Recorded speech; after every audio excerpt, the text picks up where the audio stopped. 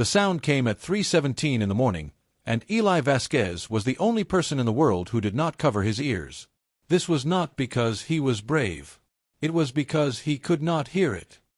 He felt it, though, a vibration behind his sternum, a pressure in his teeth like the moment before a thunderclap, a pulling sensation at the base of his skull that he would later struggle to describe in writing. He sat up in his bed in the farmhouse outside Millbrook, Iowa, and pressed his palm flat against the window glass. The field beyond was dark. The cornstalks stood perfectly still. But something hummed in everything, in the glass, in the wooden frame, in his own bones, and Eli Vasquez, 12 years old and mute since birth, understood that something was saying hello. He reached for his notebook on the nightstand. He kept 3, one by his bed, one in his backpack, one at the desk in the corner. He had been filling notebooks since he was 5, the year he understood that his silence was permanent and that the world would not stop its noise to accommodate him. He had become, instead, a person who wrote everything down. In the blue notebook by his bed, he wrote, "There is something outside in the frequency. Not a sound. More like a question. It is very old." He read it back. He crossed out "old" and wrote "patient" instead. That was more accurate. Whatever hummed in the glass had the quality of something that had been waiting for a very long time. Eli pulled on his sneakers without tying them and went downstairs. His mother, Carmen Vasquez, found him on the back porch at 4 a.m., cross-legged on the floorboards, writing with the frantic energy he usually reserved for thunderstorms and starfields, things that filled him up. She put a hand on his shoulder. He startled, turned, and she saw his eyes were bright in the porch light. Not scared. Illuminated. She signed at him, "What is wrong?" He held up his notebook. She took it and read by the bare yellow porch light. The page was dense with his small, precise handwriting, but also with something else. Scattered throughout the text, wedged between sentences, were symbols. Curves and dots and angular strokes she had never seen him draw before. They looked almost like shorthand, almost like music notation, almost like neither. She signed, "Did you draw these?" He nodded, a furrow between his brows. He took the notebook back and wrote, "I don't know what they are. They came out of my hand.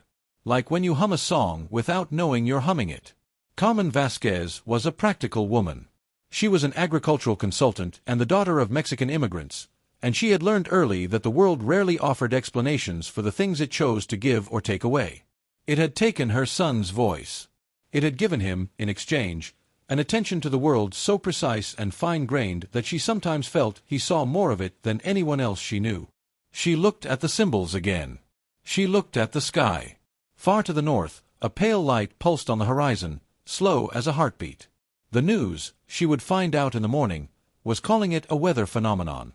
A government source was calling it swamp gas. A physicist at MIT was already sending panicked emails to a colleague in Geneva. Carmen Vasquez sat down beside her son on the porch and wrapped an arm around his shoulders, and they watched the light together until it faded with the dawn. The official position of every government on Earth, for the first 72 hours, was that nothing had happened. This position became untenable on the 4th day, when the object appeared over the Atlantic. It was not a saucer or a cylinder or any of the shapes that decades of science fiction had conditioned the world to expect. It was, as best anyone could describe it, a knot, a place in the sky where space itself seemed to have been folded and tied, roughly 3 kilometers across, shimmering at its edges with the same slow pulse that had lit up the northern horizon on the first night. It did not move. It did not respond to radio signals, laser pulses, or the 2 fighter jets that buzzed it at half a kilometer's distance before their instruments went blank and they turned back, white-faced, to their carriers. It emitted something, though. Every radio telescope on Earth picked it up simultaneously. A repeating signal, structured and non-random, cycling through frequencies from infrasound to gamma-ray in a pattern that the world's most powerful computers immediately began trying to decode. They would work on it for 11 days before quietly admitting defeat. The signal, according to every linguist, cryptographer, and AI system that analyzed it, followed no logic that human language had ever explored. "It's not that we can't crack it," said Dr. Priya Okafor, the British-Nigerian linguist who led the UN's first response team, at a press conference on Day 7. "It's that it doesn't appear to be structured around a communication framework we can reverse engineer. Human language, all human language, is built on certain shared cognitive architecture. subject, predicate, sequence, causality. This signal doesn't seem to use any of those as a scaffolding. It's as if it's trying to communicate something for which we don't have a corresponding room in our minds, a room we've never needed to build. She paused. A reporter called out a question. "No," she said flatly. "We have no idea what it's saying. Anyone who tells you otherwise is lying to you." In Millbrook, Iowa, Eli Vasquez watched the press conference on the kitchen laptop with his chin in his hand. He had been watching every broadcast he could find for 9 days. He had filled 2 notebooks. He pushed the laptop across to his mother and pointed to Dr. Okafor on the screen, then opened his notebook to a page he'd flagged with a torn strip of cereal box. "She is right that it doesn't work like our language. But she is wrong that there is no structure. The structure is just different. It doesn't go forward. It goes around. Like a spiral. Like how you can start reading a clock at any number and it still tells the same time." Carmen read it. She looked at her son. "Eli, have you been? Can you understand it?" He made his hand gesture. Then wrote, "Not all of it. Maybe pieces." It's like hearing a song in a language you've never studied but recognizing that it's a song. That it has verses. That it has a feeling. I think one piece is a greeting. I think another piece is something like a number. A very large number. I think the third piece is something I don't have a word for yet." Carmen sat very still for a moment. Then she picked up her phone and called her brother in Chicago, who worked for a television station, and told him what her son had written. That was the call that changed everything. Eli's uncle, Marco Vasquez, was a documentary filmmaker who had spent 15 years covering stories that the mainstream press was too distracted or too cautious to touch. When his sister called him, he drove straight to Millbrook without sleeping. He arrived at 7 in the morning and sat across from his nephew at the kitchen table for 4 hours, asking questions in sign language. He'd learned it when Eli was born, while the boy filled pages. What Marco had expected was an interesting curiosity, a human interest angle in the alien contact story. What he found, reading those pages, was something that made his hands go cold. He filmed 12 minutes of Eli writing, with the boy's permission, and Carmen's, and posted it to 3 platforms simultaneously with a simple caption. "My 12-year old mute nephew in Iowa may be the only person on Earth who understands what the aliens are saying." The 12 minutes included close-ups of the notebooks, the symbols Eli had drawn in his sleep on the first night, rendered now in careful, deliberate columns alongside English translations. His annotation process was visible.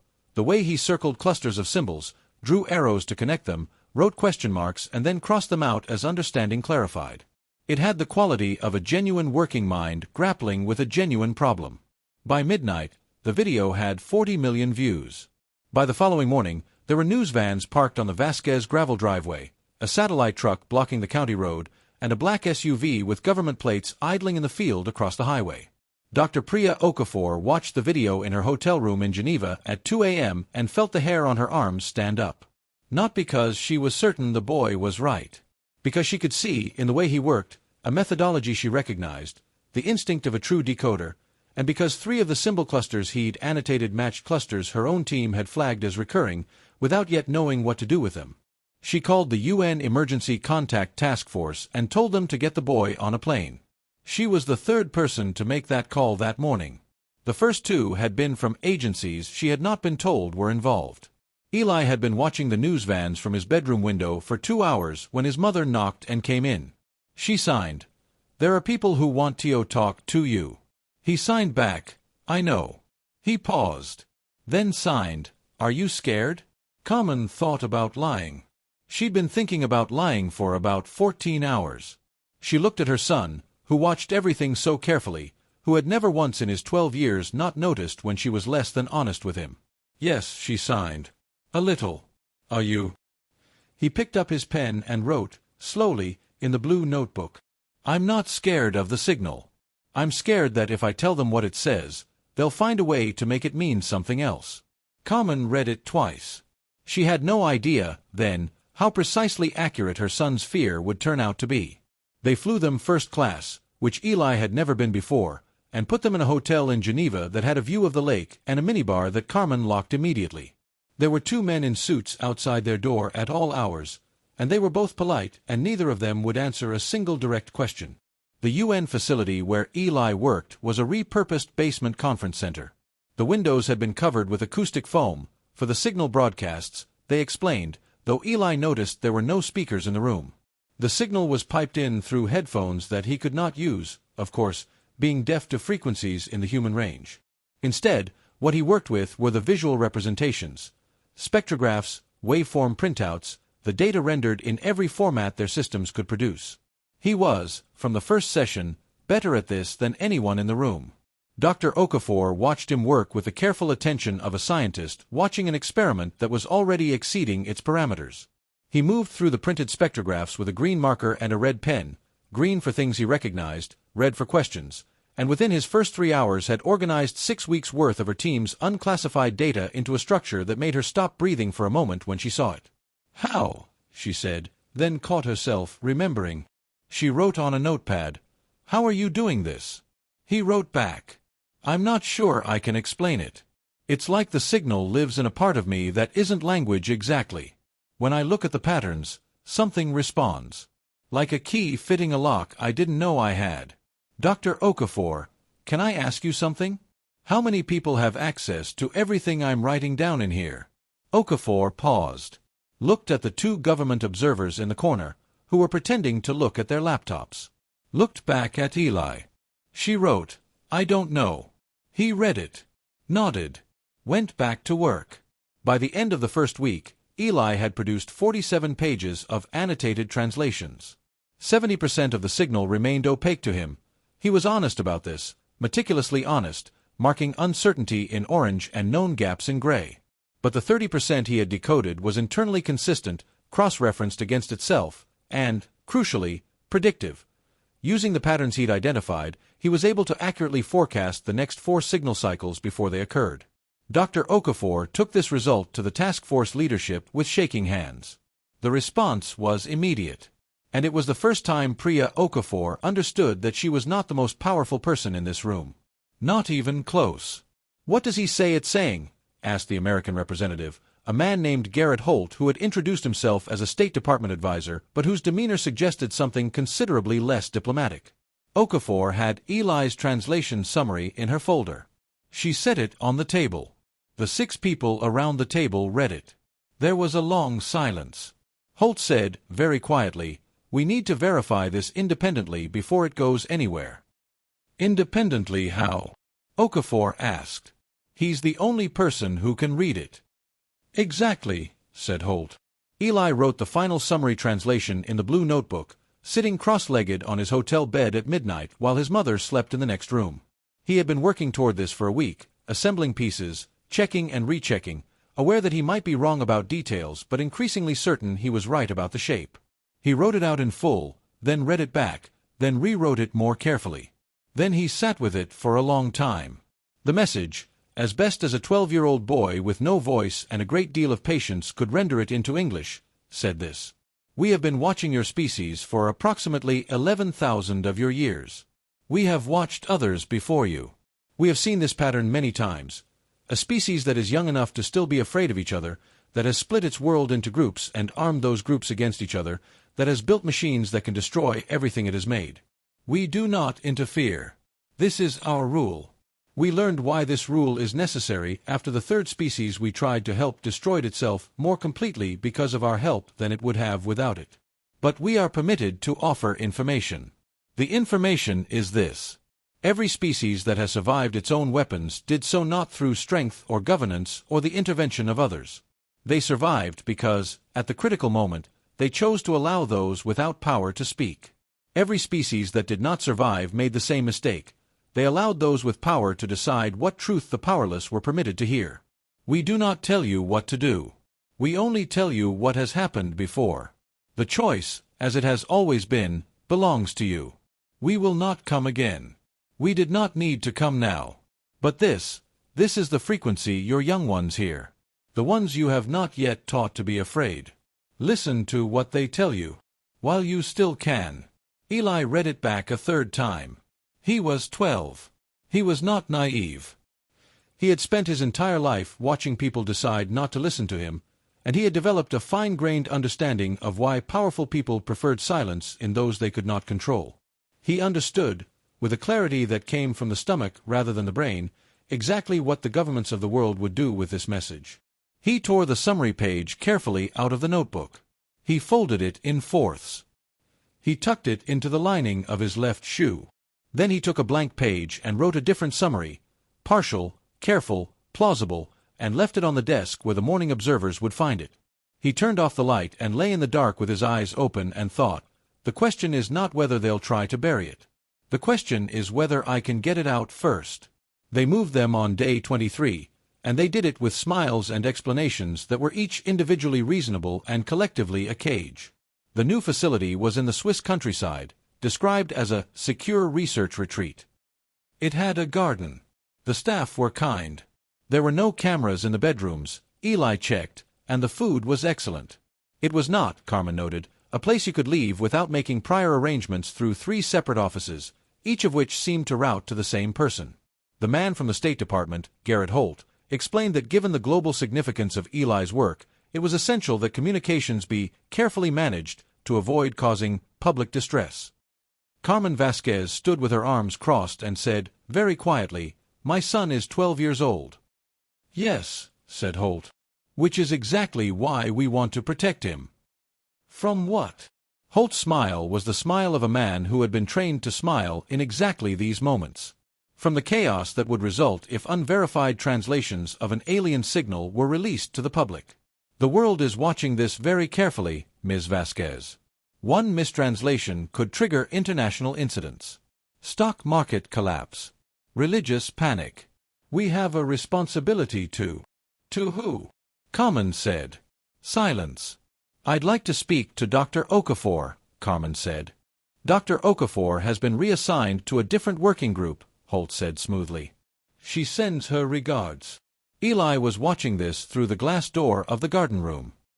He could not hear it, but he had been reading lips since he was 8, another skill built from necessity, from the accumulated understanding that the world communicated constantly and he had to find ways to receive it.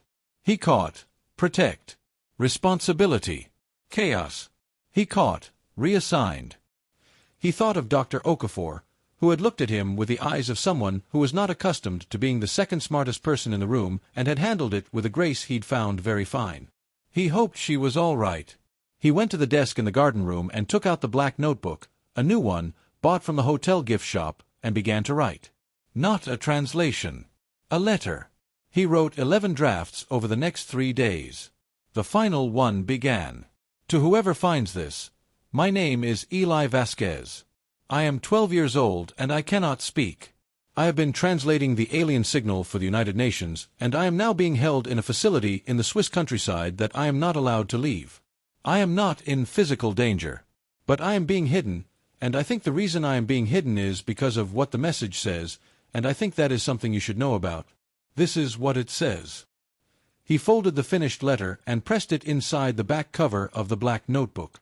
He began working, very patiently, on a plan.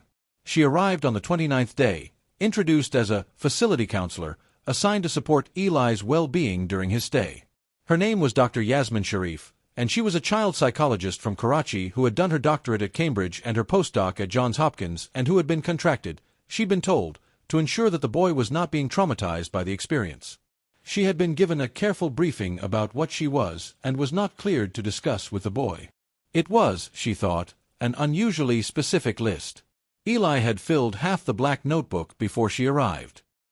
He watched her come through the garden room door and immediately handed her a note he'd pre-written.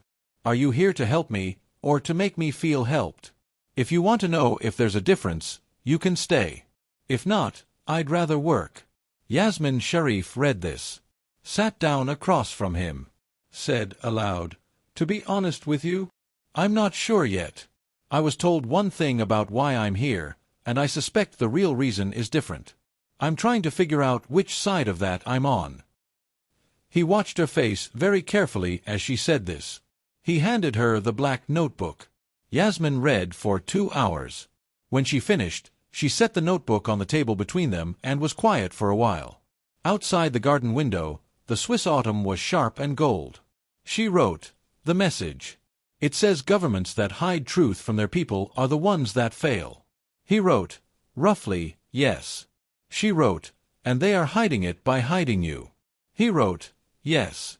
She wrote, do you understand what they'll do to discredit you if this gets out? He wrote, I'm 12 and mute and I believe in aliens. I'm aware of the difficulties. She looked at him. The ghost of something moved across her face, not quite a smile, but its precursor. She wrote, I know someone with a secure satellite uplink. He owes me a favor. He wrote, my uncle Marco is a filmmaker. He is currently in Geneva and I do not believe the people running this facility know that. She wrote, how do you know he's in Geneva? He wrote, because I know my uncle. He wouldn't leave. Marco Vasquez had been in Geneva for 11 days, sleeping in a rental car and eating gas station sandwiches, after being turned away from the UN facility on day 18 and requested to return to the United States on day 20. He had declined the request. He had been keeping a very low profile. He had also been building a case. In the time since his nephew had gone quiet, no calls, no emails, all communications routed through a State Department liaison who answered every question with variations on Eli is doing wonderfully and is very engaged in the work. Marco had spoken to 4 former intelligence contractors, 2 investigative journalists who covered government transparency issues, a retired cryptographer who had seen the original signal data before his clearance was revoked, and a woman named June Park, who was a senior engineer at a private satellite communications company and who was the person Yasmin Sharif had in mind when she mentioned owing someone a favor. Marco's film now had 190 hours of footage. He had been waiting for the piece he didn't have yet. On the night of the 35th day, a folded piece of paper appeared under the door of his hotel room. It was in a 12-year-old's handwriting. It said, Thursday, Garden Gate, 11 p.m. Bring June. In a conference room in a building whose address does not appear on public maps, 7 people sat around a table and looked at a single printed document. Garrett Holt sat at one end. He had not slept in 36 hours. The boy's translation is accurate, said the woman from the Intelligence Directorate. Her name was never used in meetings. Our computational linguists have confirmed 72% correspondence with independent analysis, which means the other 28%, the parts only he can read, are almost certainly also accurate. Silence. He knows what it says, asked the man from the Department of Defense. Obviously, said Holt. And if he publishes, the message tells every person on Earth that governments that keep their populations in the dark are the ones that collapse. Holt set his pen down. It doesn't tell them to revolt. It doesn't tell them anything specific. But it comes from outside. From a species older than civilization. And it says the one thing every government on this planet has spent the last 10,000 years trying to argue is not true. Which is, that information belongs to the people who receive it, not the people who manage it. Another silence. Longer. The woman from the Intelligence Directorate said, we can't suppress the signal. It's global. It's public. Every radio telescope on Earth recorded it. But if we control the translation, if the only translator is in our custody, then we control what the message means. For how long? Asked a man who had been quiet until now. He was the oldest person in the room, a former Secretary of State who had been present for 3 different administrations' classified briefings on signals from space, all of which had turned out to be equipment errors or natural phenomena. He had, until now, not believed this one would be different. He believed it now. He looked very tired. For how long can you keep a 12-year-old boy in a room before the world notices? Holt said, long enough to build an alternative narrative. Other translators. Government-approved interpretations. We have the computational data. We'll find correspondences that support a different reading. Ambiguous. Non-threatening. Something about a cosmic census, maybe. Cataloging star systems. Benign. The former Secretary of State looked at him for a long time. You want to lie, the old man said, about the thing that a civilization older than ours came specifically to tell us not to lie about. Holt met his gaze. I want to maintain stability. So did every civilization that ever fell, the old man said. He stood, picked up his jacket, and left the room without being dismissed. No one moved to stop him. The door closed softly behind him. Holt looked at the remaining 5 people. "We proceed," he said. The garden gate was old wrought iron, grown over with climbing roses that had gone dormant for the season. The lock on it was new, a keypad model, installed when they arrived. Eli had been watching the keypad code being entered for 12 days, 1 digit at a time, building the sequence in his notebook as a column of numbers with notes on which staff member entered which digit most clearly. He was right about the code on his first try. He had brought 3 things: the blue notebook, the black notebook, and his mother. Carmen had taken some convincing. Not about the rightness of it, she had understood that from the moment they moved them to the facility, but about the leaving. About the question of what happened to a woman who helped her mute 12-year-old son break out of a covert UN holding facility at 11 o'clock on a Thursday night. Eli had written her a note that said, "The message says the species that survive are the ones that let people without power speak. I don't have any power. But I have the notebooks. If we stay, they take the notebooks and replace what's in them with something safer. If we go, at least the real version exists somewhere. I think existing somewhere is the first step." She had read it twice. Then she put on her coat and picked up her bag, which she'd already packed. Marco was at the gate at 10:58 p.m. with June Park and a rental van with tinted windows. June was 34, Korean-American, and had the focused calm of someone who had done difficult technical things under pressure before. She had a ruggedized laptop, a satellite uplink receiver, and a portable signal repeater in a duffel bag over her shoulder. Yasmin Sharif was already there, having left through a different route, a window in the counseling office that looked onto a path through the rose garden that was not, she had discovered, covered by the exterior cameras. They were all in the van in 4 minutes. June drove. Eli sat in the back with his notebooks on his lap and watched the facility's lights recede through the rear window. He did not feel afraid. He felt the way he felt in the moment before he understood a new section of the signal, on the edge of something that had been building for a long time. He opened the blue notebook to the first blank page and began writing. They worked through the night in a rented industrial space near the lake that belonged to a friend of June's who asked no questions. June set up the uplink while Marco arranged the cameras, 3 of them, different angles, the same setup he'd been using for his documentary. Yasmin sat with Carmen and a pot of coffee and kept watch on the windows. Eli worked at the table in the center of the space for 6 hours, writing. Not a summary this time. The full translation, with annotations, with methodology, with every uncertainty marked clearly, with a symbol key, with a predictive model that proved the translation's internal coherence. 94 pages of careful, methodical, honest work. June photographed each page as it was completed and began uploading them in encrypted packets to 11 different servers in 9 different countries. At 4 a.m., Marco sat down across from his nephew with a camera and a notebook of his own. He wrote, "Are you ready?" Eli wrote, "I want to say something first. To camera. Can we do that?" Marco nodded. He positioned camera 1. He gave Eli the signal. Eli looked into the lens for a moment. Then he held up the first page of his translation summary and began writing on a fresh notebook page, slowly, large enough for the camera to read, pausing after each line to hold it up. "My name is Eli Vasquez.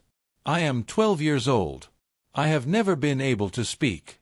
I can hear nothing in the range of human hearing, which is perhaps why I could hear something in the range that the aliens use. I have been translating the alien signal for 36 days. For the past 14 days, I have been held in a facility I was not permitted to leave, by people who do not want this translation to be made public. I am making it public now. Not because I am brave. Because the message itself tells us that the species which survive are the ones which do not allow their powerful to decide what the powerless are permitted to know. I think the people hiding me believe they are doing the right thing.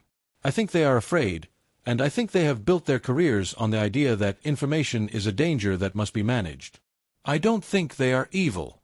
I think they are doing the exact thing the message says always ends badly. The full translation is being uploaded now. It is 94 pages. I have tried to be honest about what I know and what I don't know. I have marked my uncertainties in orange. There is a lot of orange. The short version is this. Something older than civilization came to tell us that the only thing that has ever saved a species from itself is choosing, at the critical moment, to trust the people it has most often chosen not to listen to. I am a 12-year-old mute boy from Iowa. I am probably the least likely person in the world to be trusted with something this important. I think that's exactly the point. Mako let the camera run for 10 more seconds. June said, from across the room, "We're live." The broadcast ran for 47 minutes before the first takedown request arrived, by which time it had been mirrored to over 6,000 servers and viewed by approximately 90 million people. By the end of the first hour, every major news organization on Earth had the 94-page document and was running it through their own analysts. By the end of the second hour, Dr. Priya Okafor, who had spent the previous 2 weeks in a different secure facility in Brussels and had been watching the broadcast on a contraband smartphone, was calling a press conference of her own. She had 40 minutes of recorded testimony from before she'd been reassigned. She had kept a copy, encrypted, in her own servers. She'd been waiting to know what to do with it. She said to the gathered reporters, in a voice that did not shake, "The boy's translation is accurate. My team confirmed 72% correspondence before I was removed from the project. The remaining 28% is consistent with his methodology.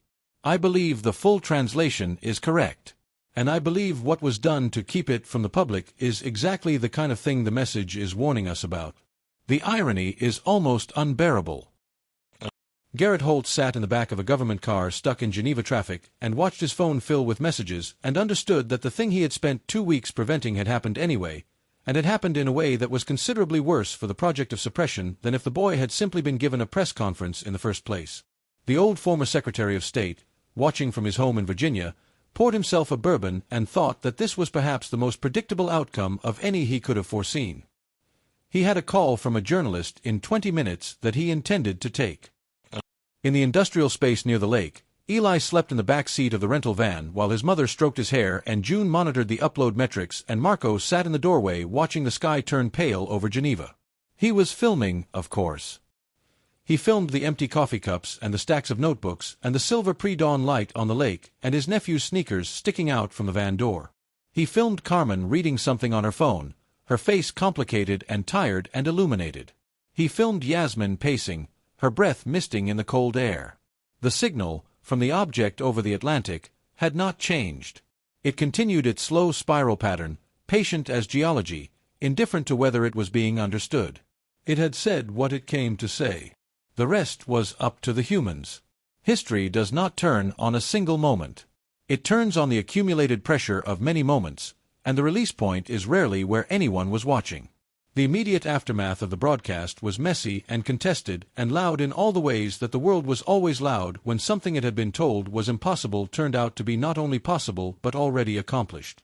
There were investigations and counter-investigations, leaked memos and document dumps, emergency UN sessions, and a congressional hearing at which Garrett Holt testified for 7 hours in language so careful that it achieved the remarkable effect of being both technically accurate and completely uninformative. Eli Vasquez did not testify at any of these proceedings. He was offered opportunities, escorted by his mother and his uncle and a lawyer the ACLU had provided without charge. He declined them all, not out of fear but out of a precise understanding that the machinery of public discourse would take the 94 pages and do with them what it did with everything: argue about them, politicize them, sand down the edges until they fit existing containers. He wrote, in response to every interview request, "The document exists. Anyone can read it. My presence in your studio will make it about me instead of about what it says. I'd rather not." Instead, he went back to Millbrook. He enrolled in 8th grade. He walked to school with the same cracked leather backpack, filled now with 3 notebooks instead of 2. He sat at the back of classrooms and watched his teachers and thought about everything he was learning and everything he still didn't know. He continued working on the translation. The 30% that remained opaque to him had begun, slowly, to open. He was not sure it would ever open completely. Some of it, he was increasingly convinced, required concepts that no human language had bothered to build rooms for, and those rooms would take generations to construct. He wrote this conclusion in a letter to Dr. Okafor, who had returned to her university position in London and was now leading a publicly funded translation project that had incorporated his methodology. She wrote back immediately. They corresponded twice a week for the next 2 years. What changed, in the months that followed, was not dramatic. There was no global revolution, no sudden harmonious awakening of humanity's better instincts. Nations continued to compete. Governments continued to manage information. The powerful continued to be, largely, powerful. But something had shifted in the register beneath all of that. 17 countries, in the 6 months after the broadcast, passed significant transparency legislation, not because their governments wanted to, but because their populations demanded it, and the demand was backed by a document from outside the species that said, in terms that no spin could entirely flatten, "This is how civilizations die." 3 different peace negotiations that had stalled for years concluded within 8 months of the broadcast.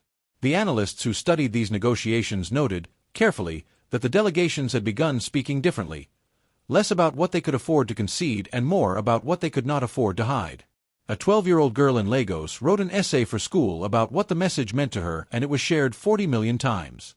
A 9-year-old boy in Seoul, profoundly deaf, began showing his teacher drawings of patterns that bore a striking resemblance to the signal's lower frequency bands. His teacher, who had read the 94 pages twice and kept them bookmarked, took a very quiet breath and very carefully picked up her phone.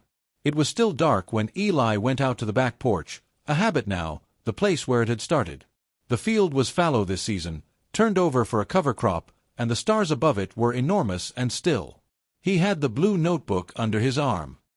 He had filled 47 notebooks in the year since, a fact that pleased him in a structural way, the way the signal spiral structure pleased him, things that doubled back and built on themselves.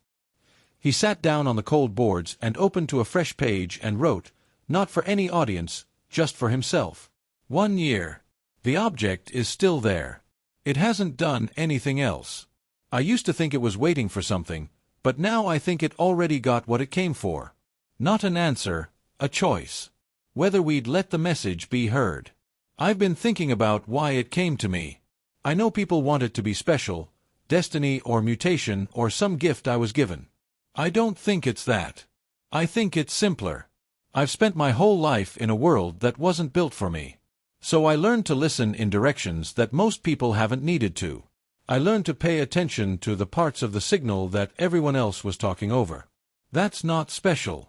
That's just what happens when you have to work to hear what everyone else takes for granted. I keep thinking about the species that didn't make it.